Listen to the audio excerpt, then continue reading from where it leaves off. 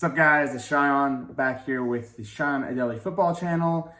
It is one day after the transfer deadline day, and that means we can only do one thing, and we are going to do a tier list video for all the teams in the Premier League. I'm going to try to do one for all the other leagues as well, so we can have a good, well-rounded idea, and we are going to do a prediction video for how each team is going to do over the next season and see where each team is going to finish. So it should be fun. I'm very excited about this. It seems like the thing to do. So we're going to go over to the screen, and you're not going to see me as much this video, and we're going to do the tier list one team at a time, starting with Brighton Albion. One sec.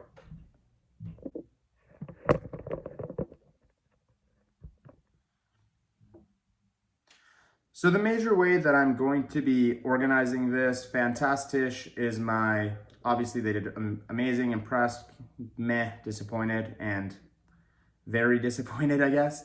My main focus on how I'm going to be basing all these teams are whether or not they solved the problems that they had going into the window. Arsenal, I'm putting them in disappointed, mainly down to the fact that I just don't think they spent the money because of how much they put out, almost 200 million. I don't think they spent it wisely. I think they could have done a lot better. As we will see by a lot of the other teams in this bracket, a lot of the teams did very, very well with the money that they had. And I just don't think Arsenal spent their money wisely. I don't think they solved their major problems. I think one of their biggest problems was lack of leadership and lack of character in that squad. And I don't think either of those problems were solved. They did solve the fact that they were missing a number 10, and they did get Odegaard, and I think Odegaard is fantastic. However, the backup goalkeepers, backup defenders, backup midfielder even arguably in Lokonga, but just not very impressed. I think they could have done a lot better, and we will show that by some of the signings some of the other teams have made in this same category. Moving on to Villa. Absolutely impressed with Villa. Very much impressed with Villa, actually. They lost Jack Grealish, which is in no fault of their own. They're a smaller team than Man City, and Man City was very much able to power and pressure them into selling Grealish for a world record fee, British fee, world record British fee. And they were able to reinvest that money insanely wisely. With the signings of Leon Bailey, with Danny Ings, with Emi Buendia, those are fantastic inclusions to the squad, and I think Aston Villa are going to do very, very well this season. These were all three players that potentially Arsenal could have purchased, and I would have been very impressed if they had picked up those players instead. Villa could have almost been in the Fantastisch category. If they had kept Grealish, they would have been some team if Grealish had been in there. But for now, they're in the impressed. This just kind of gives them more time. Keep rolling on. Let's see how they do. Brighton. Brighton goes in the meh category, mainly down to the fact that despite not making major signings, I am kind of impressed with the bringing in of Wepo from Salzburg. I do like that signing. I think that's kind of a future-proof signing because they do believe that Yves Bissouma will be leaving soon, but the fact that they were able to keep him and Graham Potter for another season kind of puts them in the medium. The rest of their signings, I kind of trust their process. We'll see how they do though moving forward. Mainly also, they were able to sell Ben White to Arsenal for 50. That is a fantastic fee to get. So all around, pretty impressed, but not enough. They're kind of like in between here possibly, but in the meh category. Moving on to Brentford. Brentford are definitely, again, in the meh category, mainly down to the fact that none of the signings are very eye-catching. However, I truly trust the Brentford's management system and their philosophy when it comes to purchases. I think they're going to do fantastic things. I bet all the players that they did pick up are going to sell for significantly more money just because they know how to make the most out of every dollar spent. So I totally trust Brentford, and I think they're going to do absolutely fine. Burnley. I'm going to kind of put Burnley in the disappointed category, but I will say the signing of Maxwell Cornet is absolutely fantastic. I'm very, very impressed with that. That's a very good step from Olympique Lyon. I did not see that coming in for Burnley, but they were able to get him over the line, and we'll see how they do. That team still needs a lot more investment than what it's gotten. The fact that they weren't able to get the contracts figured out for Ben Mee or Tarkovsky either, not very impressed. So they're kind of in the disappointing. They kind of need something, but moving forward. Chelsea can kind of only be in one spot, and that's in the fantastique category. The signing of Romelu Lukaku and the loan spell for Sal Niguez is absolutely fantastic for them. I kind of am slightly disappointed by the fact that they didn't give Tammy Abraham a chance. I think Tammy Abraham's a fantastic signing, and he's significantly younger than Lukaku, but they chose to let go. But the fact that they were able to recuperate the amount of money spent, they had one of the lowest outlays of any club. I believe they even made a profit based on how much they were able to get off of Kurt Zouma, Tammy Abraham, Tomori, and Mark Guehi, and a few of the other players. So very, very impressed with Chelsea's work. Did an absolutely fantastic job. Palace is kind of in between the impressed and the fantastique area. I'm very blown away by how well Palace spent in this marketplace. Like I was saying, Mark Guehi, absolutely fantastic in my opinion. Joachim Andersen was great for Fulham. Was great last season in the Premier League. Hudson Edouard, I want to be Edouard, is one of my favorite strikers across Europe at the moment, and I think he's going to do really, really well in the Premier League. Michael Olise, Will Hughes, all fantastic forward-thinking signings. They brought the average age of that squad down, given how many players left the club. The only question mark on Palace is Vieira the right choice? We'll find out in a few months, most likely. But the signings, all in the right direction. More forward-thinking, positive manager. This would have been in the fantastic category. Crystal Palace, very impressed. Everton is kind of at the bottom of it for me, in all honesty. Damari Gray is a very good signing, and Rondon is a fine backup. Townsend, meh. It's very meh. But more than anything else, this is just kind of poor signings across the years, and they kind of need to fix everything up a little bit at the moment. I think Everton's going to be fine. I just wish they had been a little bit more forward-thinking. A lot of players were available, and I know they were just kind of strapped for cash and didn't able to do a lot. So with the budget that they had and with how much they spent, I guess they didn't do too bad, but just kind of wish they had done more, is my opinion. Southampton, I must say, can only be in one spot, and that's the bottom. You lost two of your best players in Vestergaard and Danny Ings, and I just don't know how well you're going to cope with those huge outgoings. The bringing in of Adam Armstrong is good, and it is a forward-thinking signing, but is that enough? I just don't know. You have a few other players that you brought in from around the world as well. I just don't think they had a very good window. Southampton need to be very, very careful. You will most likely be losing Ralph Hasenhüttl if you go down, because I think Hasenhüttl has shown that he is a capable manager in the Premier League and can do bits with a better team. Leeds United, two major signings. They were able to finalize the deal for Jack Harrison, and they were also able to sign over Daniel James over from Manchester United. Junior Firpo over from Barcelona. It's kind of a meh season, honestly. I wish they had done more, but this is pretty good, mainly just because Bielsa's a great manager, and he's going to get the most out of those players. So Leeds are going to be absolutely fine, in my opinion. Daniel James, I think, actually will do bits for Leeds. I think he's going to do really well for Leeds, actually. But we'll see. Might be a little bit too much of an outlay for a bench or a rotation option. 30 mil is a lot of money. We'll see. Moving on to Leicester. Leicester, again, absolutely impressed by the transfer window that Leicester had, in my opinion. Again, forward-thinking, filled up all those spots that they were missing. Patson Daka, absolutely love him. I've been going on about him for every week so far. Boubakary Soumaré was an absolute instrumental piece of Lille's title charge last season.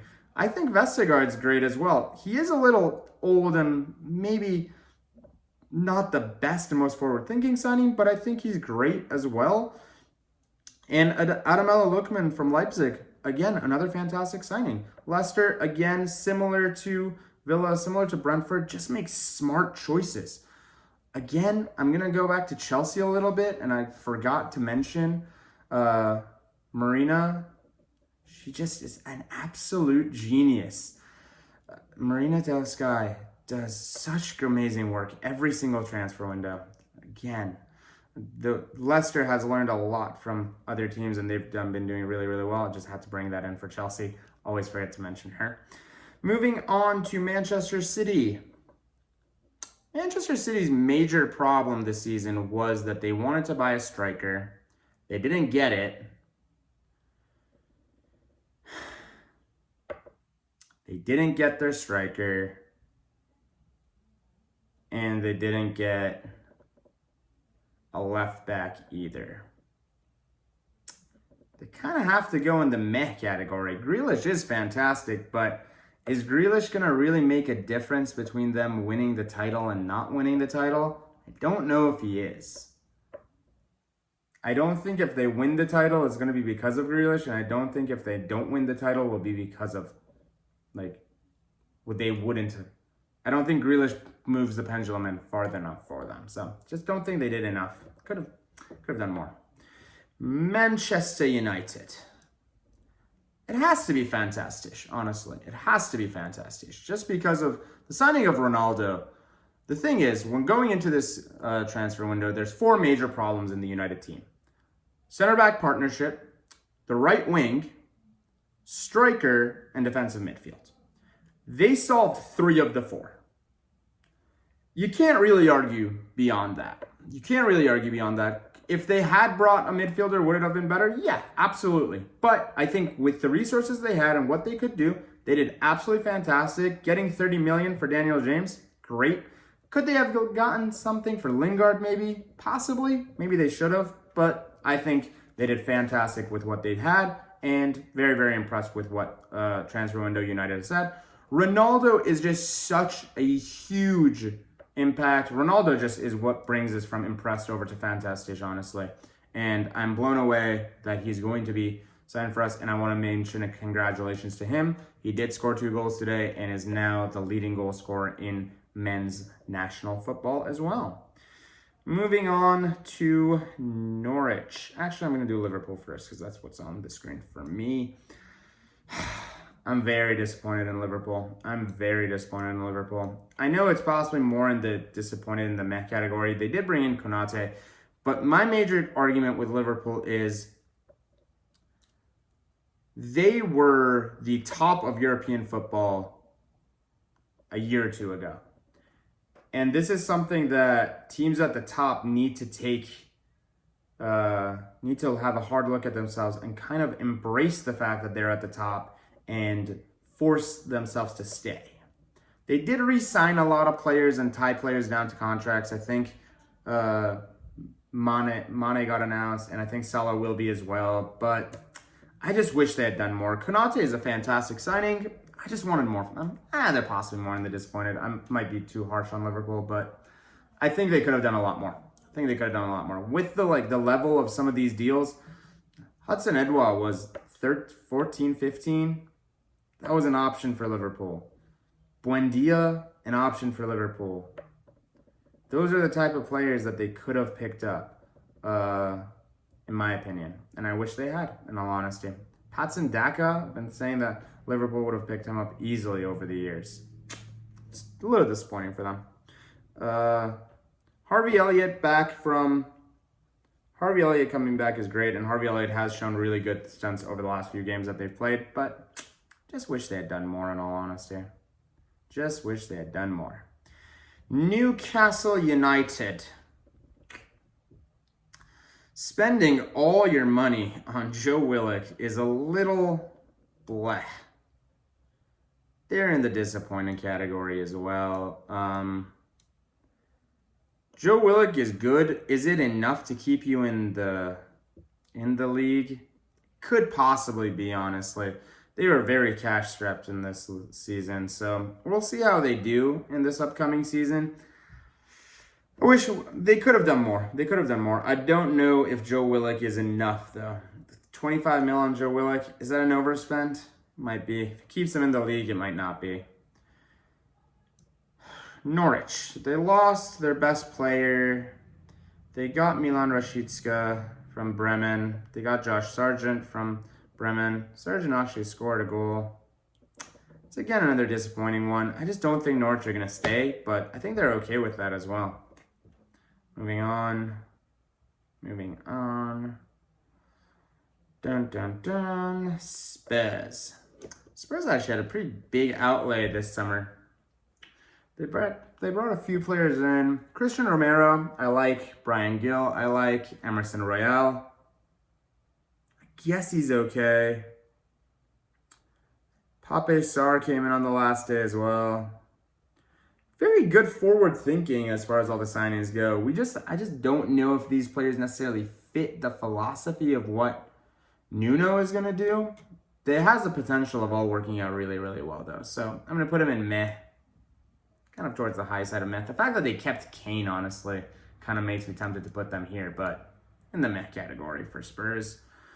Watford. The fact that they were able to keep Ismail Lassar kind of saves them from being in this category, but the signings they made are just risks. Emmanuel Dennis has looked good in the Premier League, and he was great at Bruges, but I just don't know if he's good enough to keep them in the league. I still thought Watford to go down. We'll see. West Ham United. Kurt Zuma is a good center back. Nikola Vlasic was fantastic, obviously, in the Russian league for Moscow, but I don't know. I really wish they had signed players like Tammy Abraham, players like Jesse Lingard. Those were there for them. I'm going to kind of put them in the meh category, most likely. They did spend some money, which is good. I just wish they had spent it more wisely, to be completely honest. And last but not least, we have Wolverhampton Wanderers. Hee Chang-won from Leipzig is a great signing, in my opinion. I think Trincao on loan is very good as well. Ryan Norrie from Angers is good. They were able to keep Adama Traore and a few of the Ruben Neves, Neto. So that is pretty impressive. And I liked how Bruno Lage has set them up over the last few games. So I'm going to kind of put them in the meh category. I just don't think they did that impressive. I think at this rate, I kind of want to move City up a little tiny bit compared to the rest of these teams. Maybe Arsenal doesn't deserve to be that low, honestly. They tried at least. I'm going to put Arsenal more in the meh category. Yeah, Arsenal kind of, maybe Brentford drops down a bit. Maybe Brighton drops down a bit too. Maybe Liverpool drops all the way down. Yeah, I like that more. Okay. This is kind of my tier list. I think this is kind of accurate. Chelsea and United definitely won the transfer window. Honorable shout to Palace, Villa, and Leicester. These were the teams that I think how they did. Arsenal, it's just a lot of wild cards. Same with Spurs, to be fair. These teams are kind of in the relegation dogfight, and I don't think any of them really made enough signings to push themselves out. I do believe Palace are good enough now that they shouldn't be considered in the relegation fight. I think that team is good enough. Conor Gallagher showed some really impressive stuff last week. But that's kind of going to be the video. That is my idea of how the transfer window went for the English teams. We will be doing a prediction on where each team will be finishing. Does Ronaldo make United favorites? Does Sal Niguez pretty much finish Chelsea to make them the perfect article? How do I think this league is going to work out? Will Liverpool even need another player? Are they just good enough? We'll find out. Thank you guys so much for watching. My name is Sean Adeli, and this means the world to me that you guys are here. If you have any questions or you have any ideas for other videos that I should do, throw a comment down there. More than anything else, thank you guys so much for watching. It means the world. Bye-bye.